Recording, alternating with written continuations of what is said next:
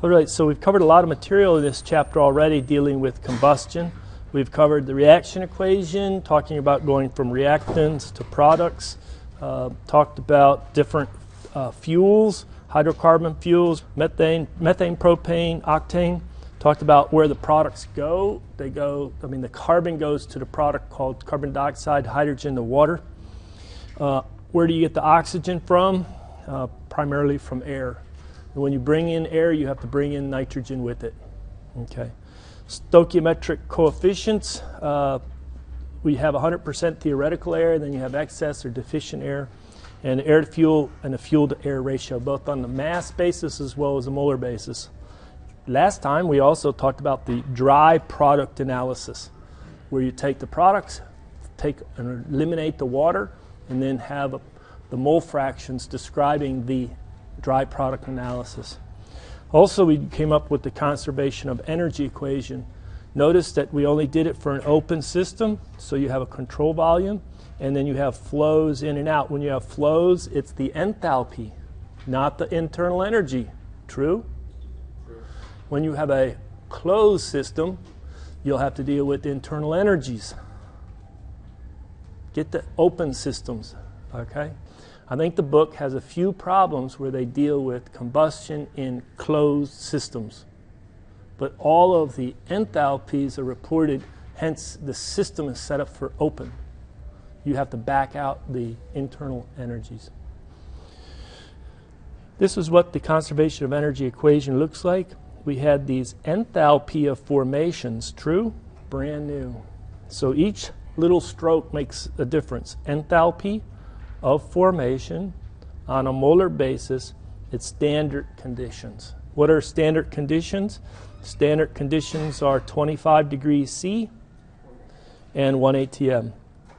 In this table A25, they give us for a bunch of substances the formula, like how many carbons, how many hydrogens, as well as the molar mass and the enthalpy of formation. Notice the units. It's kilojoules per kilomole. Now we can introduce the concept of the standard enthalpy of combustion. So in the reaction equation, conservation of energy equation for that reaction, you saw these terms here, the enthalpy of formation. It didn't matter if the products went out hot or cold, or the reactants went out hot or came in hot or cold. So once you have a reaction equation, it's 100% theoretical air, you could grab out the stoichiometric coefficient and the enthalpies of formation, okay?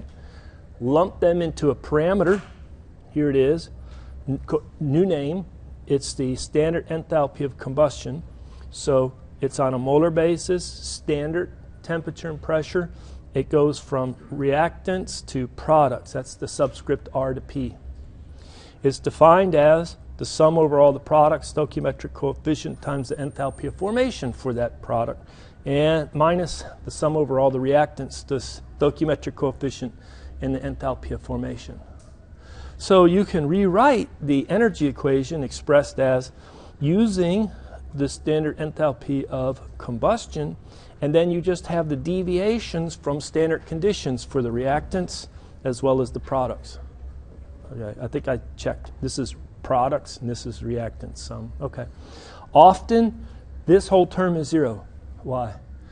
We bring in our reactants at standard condition. We bring in the air and the fuel at 25 degrees C. Often the products go out warm compared to 25 degrees C, so these are positive.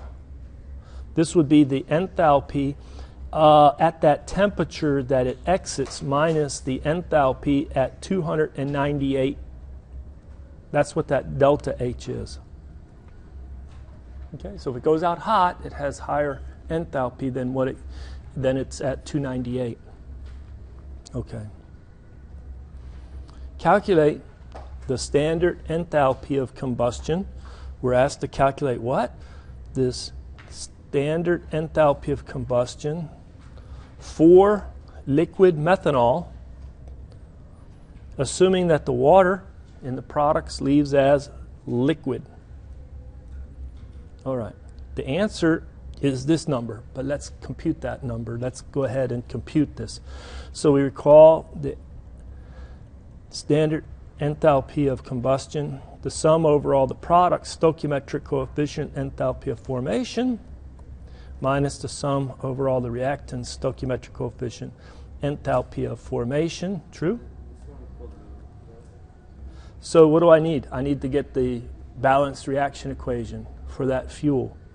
So let's try and write it up here. I'll put the fuel CH3OH plus oxygen plus 3.76 nitrogen goes to how many carbon dioxides? Can you tell right away? 1. Yeah. And then how many H2Os? 4? 2? 2 or 4? 2 it is. Now let's take our time and go backwards to get the oxygen balance. How many oxygens do I have with the CO2? 1 times 2? 2. How many do I have with the water? 2. I add 2 and 2. I do it slowly. 4. All right. That means 4 are on the right-hand side. I need 4 on the left-hand side. What number do I put right here? 2? 1? 0.5? 1.5? There's 1 tag along right there. It's rare that you have an oxygen with the fuel, but with methanol, you have an oxygen with the fuel. So you already have 1 coming from the fuel. So I only need 3 from the air. To get 3 from the air, I put 3 divided by 2, 1.5, 3 halves. That makes sense? Go slow on the oxygen. Go slow when you balance the oxygen. Let's finish it up by putting 3 halves, 3.76 N2s. True? Okay, now, somebody says, didn't we just waste time because the enthalpy of formation of all the nitrogens is 0, and if I look at trying to compute this, all I'm going to do is get the enthalpy of formations, and it doesn't matter if the nitrogen's on one side or the other side. The same amounts on both sides, plus the enthalpy of formation of nitrogen 0. True? So why did we waste our time? I don't know. You had better insight. You could have gotten rid of it right away. Okay? But let's go ahead and, so we sum this product. So what's the stoichiometric coefficient? Well, let me write it out in long ways. The enthalpy of formation. One product is carbon dioxide. The stoichiometric coefficient, enthalpy of formation. The other product is H2O. I pay particular attention. What is that word right there? Does that mean anything? I look down at water. I have water vapor or water liquid. Maybe emphasize that that's liquid in the products. It's pretty hard to do, but conceptually we can balance it this way, okay? It's going to be hard to condense all that water vapor out and still have it at 25 C. But there you go. All right. That's the only 2 in the summation over the products. How about the summation over all the reactants? Well, we had the stoichiometric coefficient times the enthalpy of formation for our fuel, CH3OH. I might as well emphasize that this is liquid. True? That this is in the liquid state. Just like I emphasized that water in the products is liquid, the fuel coming in is in a liquid state. So when I look at methanol, it's this liquid right here. I'm going to grab this number, and I'm going to grab this number for the liquid. Okay. Let's finish it out. We have minus the number, enthalpy of formation, for the oxygen in the gaseous state. But guess what? Oxygen's enthalpy of formation is 0.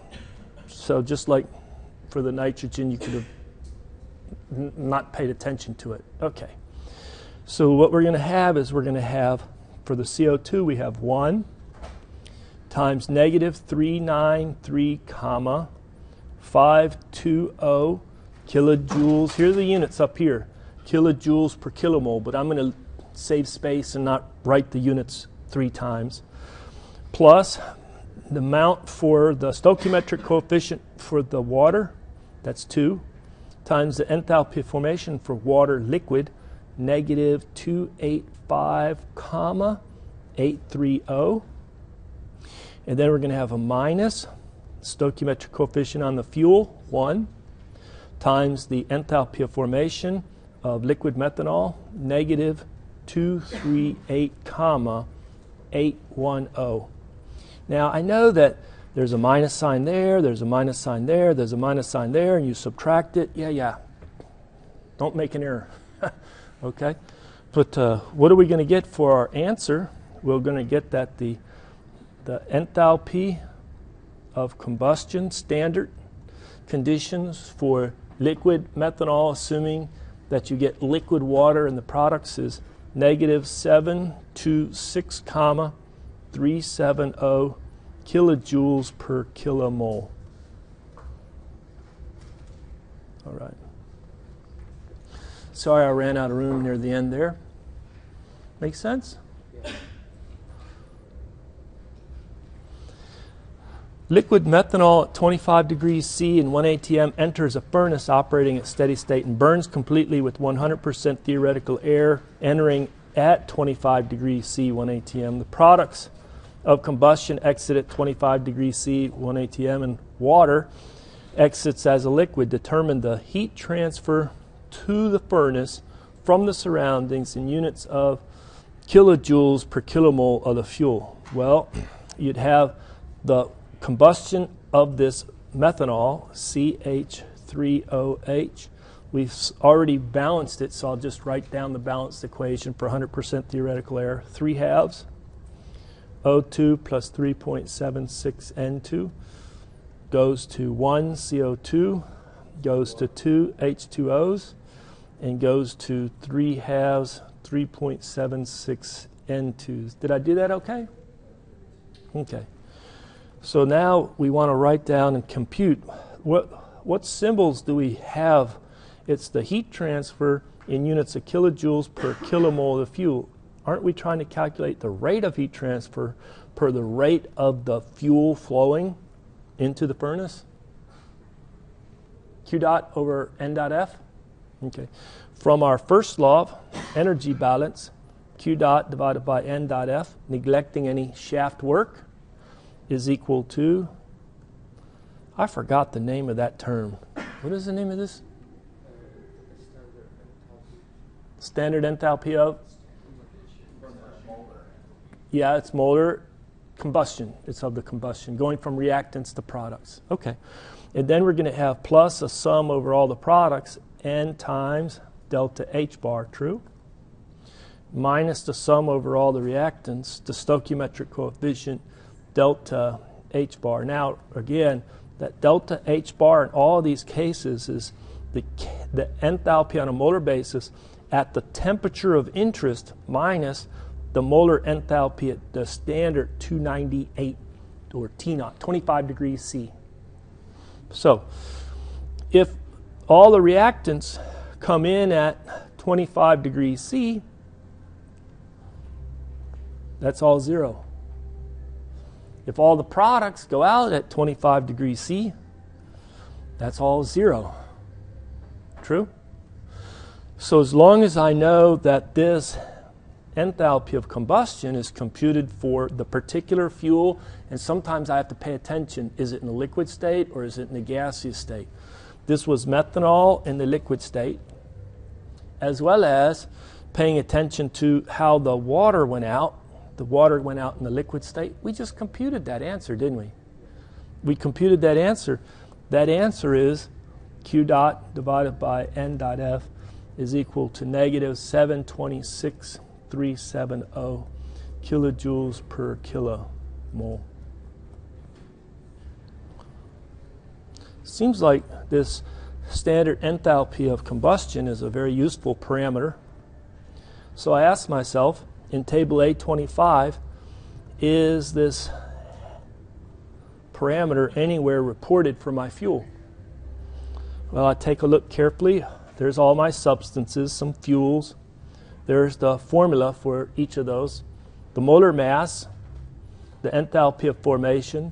Skip the Gibbs function for right now and skip the absolute entropy for right now. I look over here at heating values, and I have a higher heating value reported in kilojoules per kilogram and a lower heating value reported in kilojoules per kilogram. Do I find this parameter anywhere in that table? It's not. But it sure does seem like the information's related information's in the table. Right here, these are all positive entities, right? Well, if you have a furnace and you're bringing in some fuel and you're bringing in some air and you're going out with carbon dioxide and water, etc., guess what? The Q dot typically is not into it. The Q dot's typically out. So they talk about heating value as being out. So right away, this heating value that's reported here is equal to the negative of the molar enthalpy of combustion. But then the units don't work, do they? What are the units on this one? Kilojoules per kilogram. This is kilojoules per kilomole. But I bet you know how to fix that. You would modify that equation to make it work. How would you modify it? Use the molar mass. That's exactly right. So if you divide by the molar mass, that standard enthalpy of combustion, I take and get the negative sign, get rid of the negative sign by doing the negative of it, then I have the heating value. So you can check this. We just said for liquid methanol, we had a number of, let me erase right here, negative 726, 370 kilojoules per kilogram. Take the negative of that, that makes it positive, and divide by the molar mass, 32.04. What do you get? You get a heating value of 22,671 kilojoules per kilogram. You look in this table. Is there any number associated with liquid methanol that matches? Sure. Yeah. Good to 4 digits. Yeah, it's not good to 5 digits, but what is? It's good to 4 digits, okay? 4 significant digits. Okay. Now notice that they give both the higher heating value and a lower heating value. Why do I have 2 heating values for one fuel? Take a guess. Does it have, okay, let me give you a hint. It either has something to do with its liquid or gaseous on the fuel, or it has something to do with liquid or gaseous on the water going out in the products.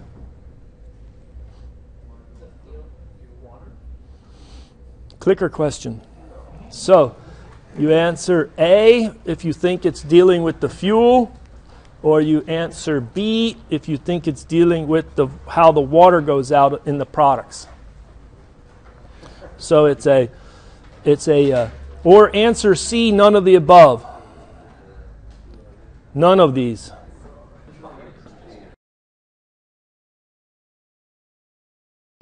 Everybody in? All right, let's go ahead and display and look at that. Well, only one answer is correct. It depends on the water and how it goes out of the system. Let me ask you this. If the water goes out in the liquid state, compare that to how the water goes out if it went out vapor in the gaseous state. Water, is it in a higher, more energy, a larger enthalpy if it goes out liquid, or is it higher enthalpy if it goes out gas? The enthalpy of the water leaving the products going out will be higher if it goes out gas, right? So if you wanted to get the most out of the heating of burning that fuel, the largest heating value, you would want the water to go out as the lowest energy state the water could go out, which would mean it goes out as liquid. So the higher heating value is when the water, H2O, in the products goes out liquid. And the lower heating value is when the water goes out, H2O goes out in the gaseous state. Does that make sense? No, it's not switched. The higher heating value, a larger Q dot out, okay, will go when there's a larger difference and the products are going out at the lowest energy possible. Yeah. Clicker questions. So here's the first one. When computing the standard enthalpy of combustion, it matters if the fuel is liquid or gaseous. True or false? We won't give you that many seconds. We just ask you to answer these questions.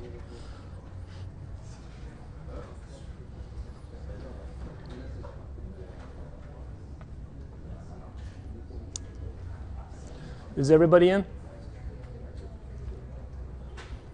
Let's go ahead and stop and show the results. Congratulations, 85%, right? So it does matter. It does matter if the fuel is liquid or gaseous coming in. All right. When computing, next question.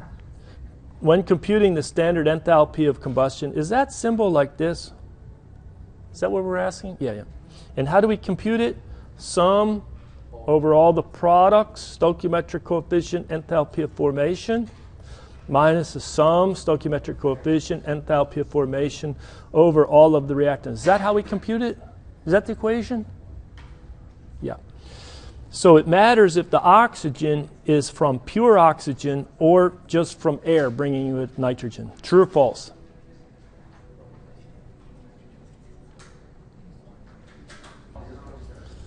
All right, everybody's in, so we stop and we show the 100% correct results. Split, we're split. Okay, remember that one of the reactants was oxygen, O2, right? But what about the enthalpy of formation of oxygen? Is it the same value as the enthalpy of formation of nitrogen?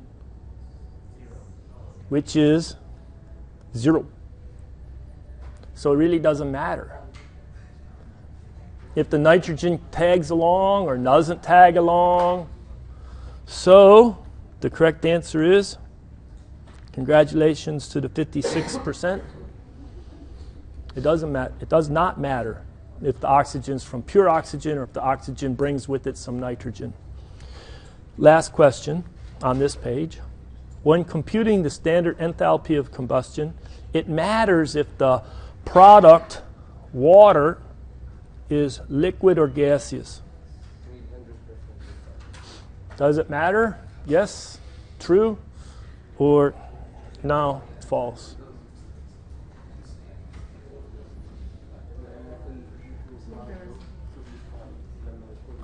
Everybody in? So I'm going ahead and stop it.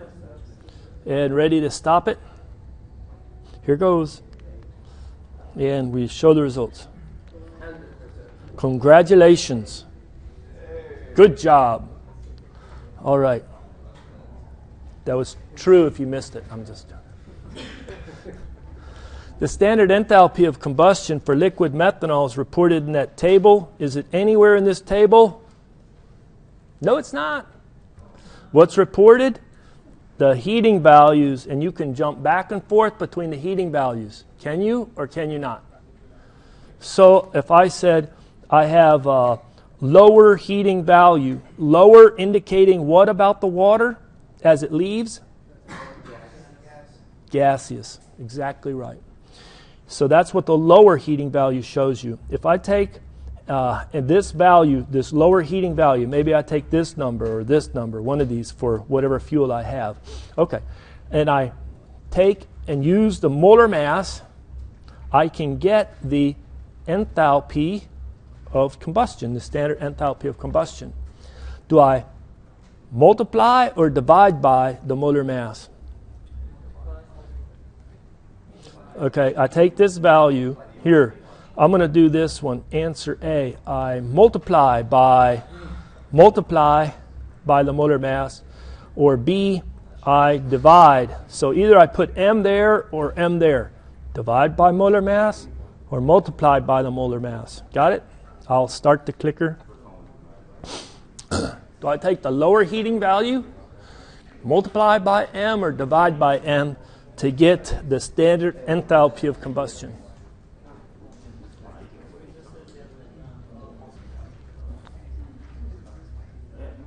Are we all in? Go ahead and call it quits. And now, what helps you answer this question? The units. Look to the units to guide you if you get tripped up, right? The units of molar mass are kilograms per kilomole, right? So, congratulations, 82%. True? Heating values that we've been talking about, you have both the higher and the lower heating value. Here is the higher. What's the difference? H2O for the higher goes out liquid. H2O in the products goes out gaseous for the lower. So there it is, the standard enthalpy of combustion. Is it equal to the heating value times the molar mass? We already answered that. I just asked it on the previous slide. True? Isn't that true? Nah, you already had 100% correct on one answer. Here's another chance. When computing the heating value for a fuel, it matters if the fuel is in a liquid or gaseous state. True or false? Now I'm interested in the heating value. Does it matter if the fuel is in a liquid state or the gaseous state? Same fuel. Either liquid octane or gaseous octane. Either liquid methanol or gaseous methanol. Everybody in? And let's stop. And we show the results. There you go. 90%. So it does matter. You get a different answer. Take a look back at our table. Methanol, same fuel, true? But the gaseous and the liquid have both different lower as well as different higher heating values. Next question. When computing the heating value for a fuel, it matters if the oxygen is from pure oxygen or whether it comes with the air bringing nitrogen.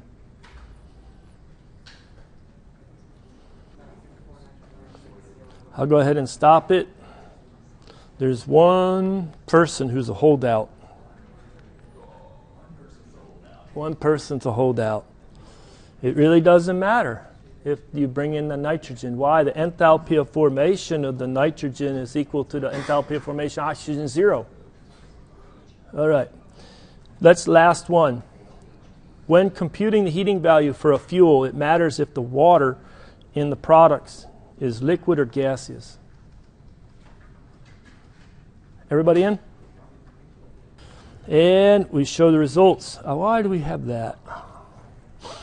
It does matter. It does matter if it's liquid or gaseous. That's why you have the lower and the higher heating values.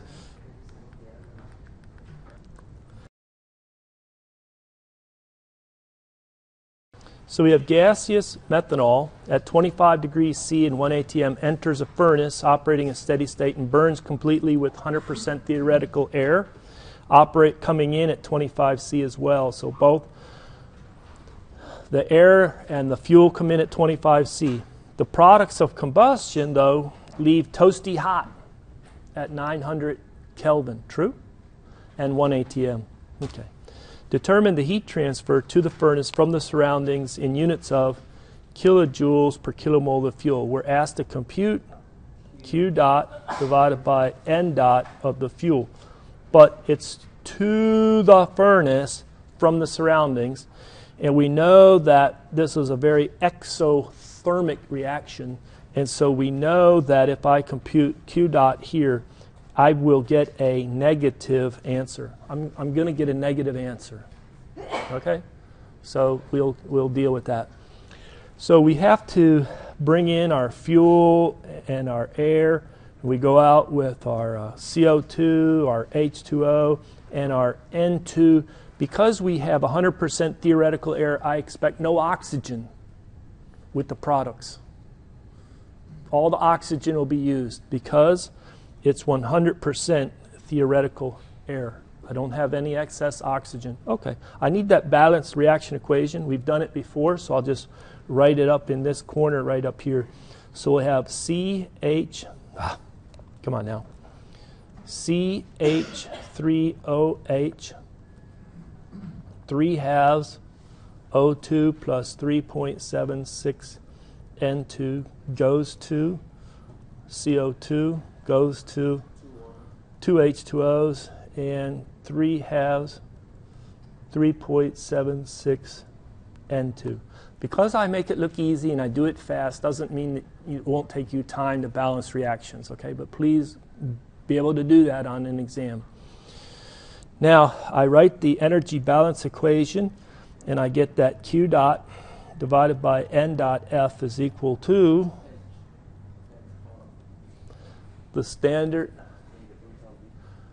enthalpy of combustion for that fuel, knowing how the products go out, that water vapor or water liquid. And then we're going to have the sum of the stoichiometric coefficient, the change in the molar enthalpy over all the products, minus the sum over all the reactants and delta H bars. Now, what about this term? Why is that 0? All the reactants are coming in at standard 298 Kelvin, 25 degrees C. We've computed this one before, haven't we? And what we would do, we would go out and we'd say, how is the water going out? Is the water going out in the vapor state? Well, it's going out at 900 Kelvin. What do you think? This is going out in the gaseous state.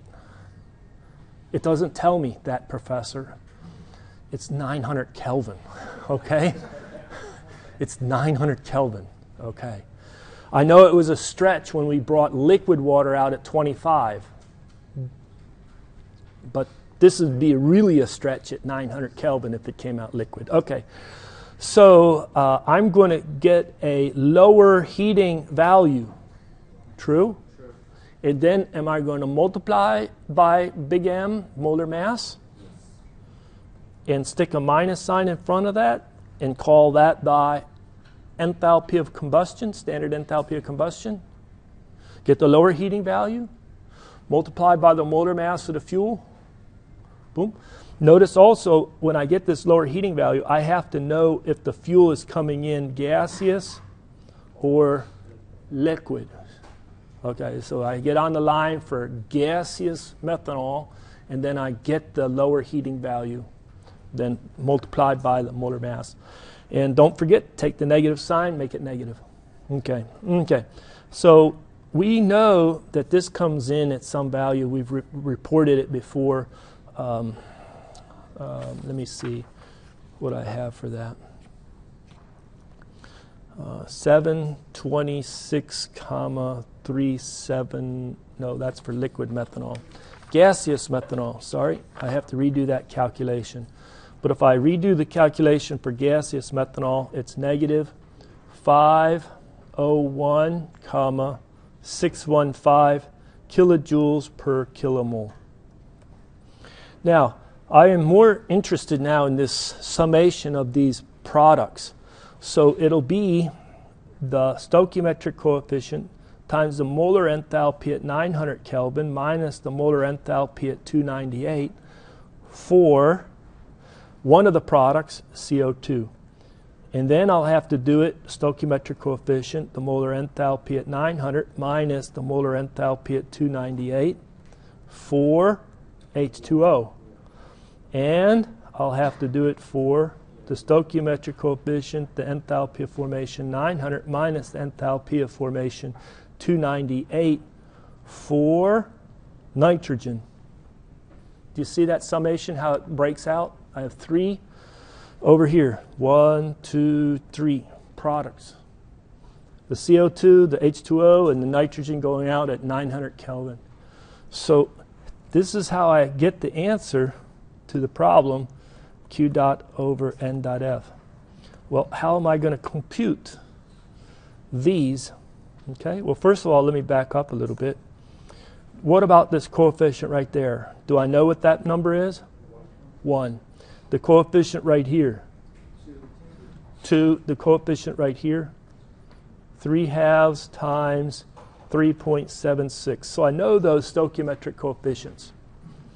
But what do I do to get those changes in the molar enthalpies? Well, let me do this. I'm going to go ahead and copy this. I'm going to move it to the next page, and I'm going to do a paste and move it down in this vicinity. All right. Now, what I do is I go to this table A23. In table A23, they have 3 columns for carbon dioxide, 3 for water vapor, 3 for the nitrogen. So as a function of temperature going down, you have a value at 298 and a value at 900 Kelvin for the molar enthalpy, H bar, and the molar enthalpy. So this value right here for the carbon dioxide goes right there. And this value goes right there for the value at 900 for the carbon dioxide. Did that make sense? And then the same thing for the water. Notice they emphasize vapor. Okay, so this is 9904, goes right there. This one is 31828, goes right there. And then for the nitrogen, that's the value for H bar at 298 and the value of H bar at, whoops, messed that up, value of H bar at 900. You plug those in, jump on the calculator, you run it twice to make sure you didn't make a silly error. If you have time, most of the time you do have time, and that you find that it's negative 501.709 kilojoules per kilomole.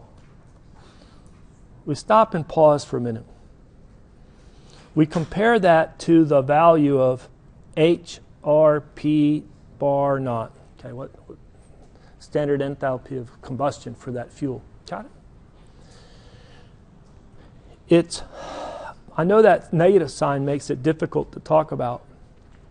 All right, but help me a little bit here. Hold it. Did I write that number down right?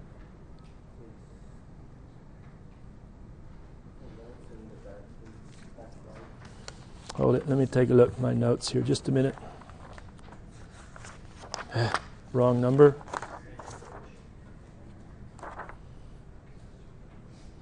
Yeah, that works.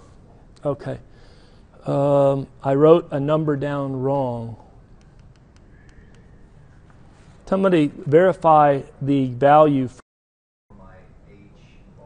So it's this column, and we want the lower heating value, 21,110, multiplied by 32.04. What do you get? 676, 364. 364. Yep, something messed up there. 676, 364. True? And so now I can make the comparison. This number is further away from 0. I know it's in the negative direction. Okay, maybe I plot it, put it like this. Here's 0. This is 676. And then this number is 501 or 502.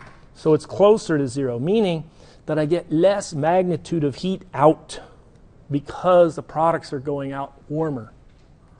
I'm getting less. Here's my reactor, think about, or furnace. I'm getting less Q dot out because these are going out hotter. Okay? So the next concept, next time we'll talk about, is called the adiabatic flame temperature. Adiabatic. That word means something. What does adiabatic mean? No heat transfer. Guess what Q dot is if you're interested in the adiabatic heat transfer? 0. It's like this is insulated. Guess what the adiabatic flame temperature is for the fuel? It gives me the highest temperature of the products. All right? And when you burn different fuels and you want them to do things like cut metal, you have to burn a fuel that has high enough temperature to cut the metal. And so it's a very important parameter, and different fuels have different adiabatic flame temperatures. Thank you very much for your attention. Have a safe weekend. Like the torch? Yep, just exactly like a torch.